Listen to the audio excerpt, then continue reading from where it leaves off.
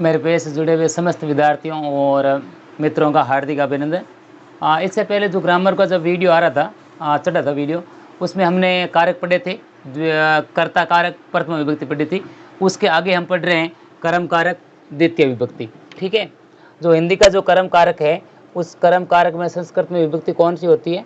द्वितीय होती है। अब आप सभी को पता है कि सर्वत्र जो कर्म कारक द्वितीय विभक्ति आ रही है, जो संस्कृत की जो पहचान होती है, ठीक है, संस्कृत की जो पहचान आएगी वो इसमें सर्वत्र में लगा हुआ रहा है। ठीक है ना, मैं सर्वत्र। फिर भी यदि आगे उससे ले तो ऐसे आता है आम या आम, ठीक है, या आता है आ या आन। आप इन चार शब्दों पर प्रॉपर डिपेंड रही है ना, हम, आम, आम या आन। ठीक है, इसके अलावा भी और शब्द आते हैं, जैसे इम आता है या उम आता है या ईन होता है या ऊन होता है, ये ऐसे और भी शब्द है। ठीक है, लेकिन अकारांत और अकारांत जो दो शब्द है वो ज़्यादातर बहुतायत मात्रा में आ रहे, तो अम, आम और आ या आन। ठीक है, इसमें हो गई द्वितीय विभक्ति। अब देखिए, अब जो हिंदी जो पहचान होती है वो कर्म कारक की क्या पहचान होती है? को। लेकिन को जो होता है वो 99% जो वाक्य में रहता है वो इसमें पहचान है वो साइलेंट रहती है। यानी कि कर्ता कारक की पहचान भी साइलेंट रहती है और कर्म कारक की पहचान भी साइलेंट रहती है। ठीक है, अब नॉर्मली आप जैसे वाक्य आ रहा है, जैसे हिंदी का वाक्य आ गया, राम पाठ पढ़ेगा। ठीक है, तो यहाँ कर्ता कारक है यानी प्रथम विभक्ति है, या कर्म कारक है द्वितीय विभक्ति है। ऐसे यहाँ को होना चाहिए था, राम पाठ को पढ़ेगा, लेकिन को है वो साइलेंट आ गया। ठीक है, तो ऐसे आता है। अब इसमें क्या करना होता है, जैसे नॉर्मली इसमें जो नियम लग रहे हैं, जो रूल हो रहे हैं, यदि संस्कृत का इसमें जो विशेष आते हैं, ठीक है ना, एक तो विशेष जो नियम होता है, इसमें विशेष उपसर्ग आते हैं। ठीक है, उप, अनु और अधि। ठीक है, ऐसे उपसर्ग आते हैं, उप, अनु और अधि।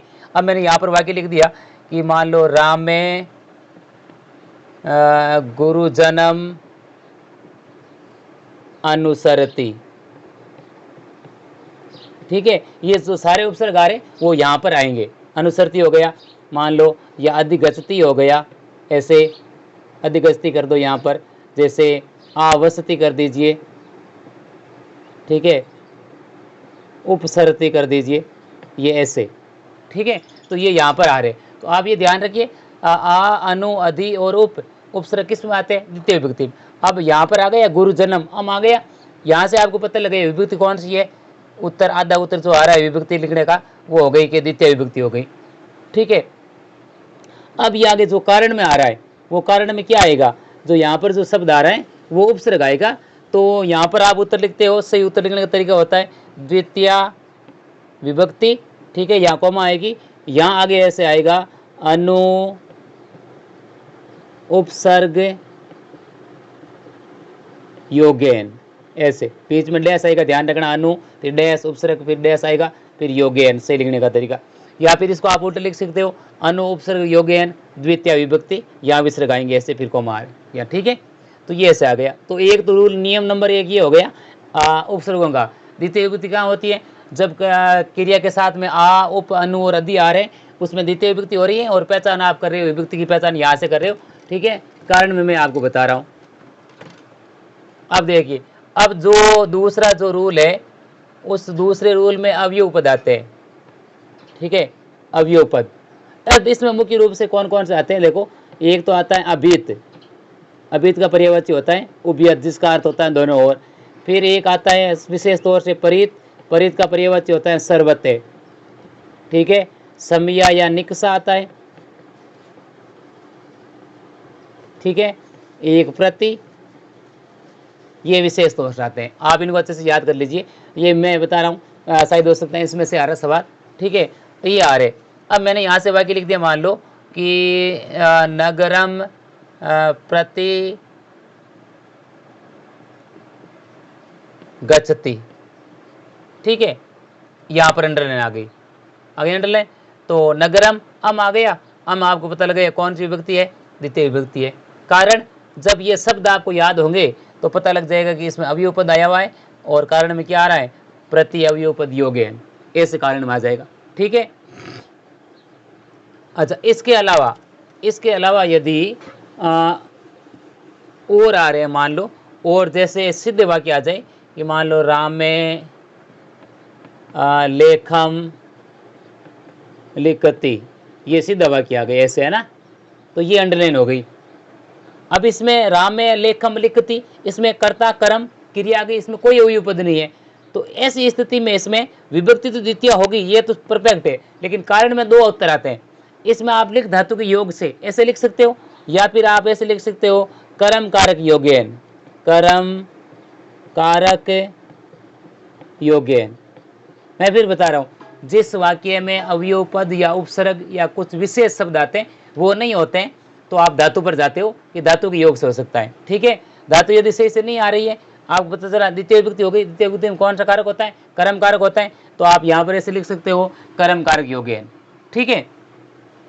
अब यहाँ मैंने हमारा वाक्य लिख दिया कि से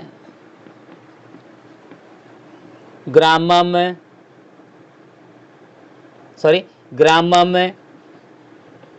अभिते नद्ये वहंती, हो गया, यहाँ आ गई अंडरलाइन। ग्रामम, आम के योग में कौन सी विभक्ति हो रही है, द्वितीय विभक्ति हो रही है। अब जैसे आप वाक्य पढ़ोगे आगे कि कारण में क्या लिख रहे हैं, वाक्य में देख रहे हैं कोई अवयव पद या उपसर्ग फिर नहीं हो तो फिर धातु लेके जाती है। जैसे आप आगे पढ़ोगे अभित, अभित के योग में कौन सी विभक्ति होती है, द्वितीय। जो यहाँ पर मैं आपको जो नियम लिखा रहा हूँ वो ऐसे अवयव पद याद रखना है कि प्रथमा में अवयव पद आते नहीं है, द्वितीय में अवयव पद कौन से आ रहे हैं विशेष, क्योंकि आगे वाला जो सवाल है अशुद्धि संशोधनम का, उसमें जब विभक्ति की गलती आएगी तो उपसर्ग या अवयव या जो विशेष धातु आती है उनके आधार पर आएगी, तो आपको इस अवयव पद अच्छे से याद रखना पड़ेगा। ठीक है ना। तो अब देखिए आगे तृतीय विभक्ति पढ़ा रहा हूँ मैं आगे, शॉर्ट थोड़ा ले रहा हूँ, आप इनको थोड़ा अच्छे से मैं पहचान विशेष तौर से ध्यान रख रहा हूँ ना। तृतीय विभक्ति जिसमें कौन सा कारण होता है, करण कारक। ठीक है। अब इसकी जो पहचान आती है एन या आया या फिर अभी या फिर ऐ, ये चार शब्द, इन पर आप विशेष तौर से ध्यान रख लीजिए। ठीक है। अब इसमें जो रूल आते हैं तृतीय विभक्ति में, 5 तो अवयव पद आते हैं, एक तो सह, साकम, सार्धम, समम, इन चारों का अर्थ होता है 7। ठीक है। एक आता है अलम। अब अलम के योग में 2 विभक्ति होती है, एक तृतीय होती है, एक चतुर्थी। जब अलम का अर्थ आता है मत में तब होती है तृतीय, या समर्थ में आ रहा है तब चतुर्थी आती है। ठीक है ना। तो वो आपको, वैसे आप जो विभक्ति की पहचान वो आप इस शब्दों के आधार पर कर रहे हो तो यहाँ समस्या नहीं होगी। आप ये 5 अवयव पद याद रख लीजिए। तृतीय विभक्ति में 5 अवयव पद आते हैं, कौन से आते हैं, सह, साकम, सार्धम, समम और अलम। ठीक है। एक तो रूल ये हो गया, और इसमें जो दूसरा नियम आता है अंग विकार के योग से। कौन सा नियम आता है, अंग विकार के योग से। जैसे वाक्य आगे, से नेत्रेण काणे, से पादेन खज, से शीर्षा खलवाट, ठीक है, से चरणयो लगुडे, ऐसे शब्द आते हैं, तो अंग विकार ये आ गया। ठीक है। अंग विकार के अलावा इसमें एक रूल होता है लक्षणों से या फिर प्रकृति से। ठीक है। इस लक्षणों और प्रकृति वाले में आपको कारण में धातु लिखनी है, और धातु नहीं तो फिर आपको ऐसे लिखना है करण कारक योगेन। तो इसमें सरल है, एक तो अंग विकार आएगा, अंग विकार के अलावा 5 अवयव पद है, आप अच्छे से याद कर सकते हो। फिर आगे नेक्स्ट पढ़ेंगे। इसमें मुझे लगता है मैंने आज थोड़ी ज़्यादा शॉर्ट ली है, आप इसको देखना, यदि ज़्यादा ही कुछ शॉर्ट है तो कल थोड़ा फिर वापस पढ़ लेंगे, द्वितीय और तृतीय दोनों विभक्ति वापस रिवीजन कर लेंगे, कोई बात नहीं। आगे फिर यदि कुछ बच्चे कह रहे हैं सर आप थोड़ा बड़ा वीडियो चढ़ाओ या फिर 2 वीडियो बना लो, तो कुछ की मांग है, मैं सभी से राय लेना चाहता हूँ। कमेंट में ज़रूर लिखें कि यदि वीडियो अच्छे से, मान लो कम से कम आधे घंटे का वीडियो बने अच्छा एक लेसन पर, तो उसको अच्छे से समझ में आए। और यदि आप सभी उसको अच्छे से रीड करते हो, उसको अच्छे से देखते हो, तो मैं आधे घंटे के बनाऊँ, मैं 10-15 मिनट का, अधिकतम 15 मिनट का इसलिए कम से कम बना रहा हूँ कि यदि आप आज उसको अच्छे से नहीं देखते हो तो थोड़ा इम्प्रेशन गड़बड़ होता है, ट्रैक रिकॉर्ड होता है यूट्यूब पर वो जो ख़राब होता है, और वीडियो आगे जो अनजान लोग हैं उनके पास नहीं जाती है। इसलिए जो भी चैनल से जुड़े हुए, मैं आपसे पुनः निवेदन कर रहा हूँ कि आप जब वीडियो को देखें तो उसको पूरा देखें, वरना यदि आप कोई काम की नहीं है तो आप प्लीज़ उस पर भले ही क्लिक मत करें, उसकी कोई आवश्यकता नहीं है। धन्यवाद। जय हिंद, जय भारत, जय जवान, जय किसान, जय मातृभूमि, जय मातृभाषा।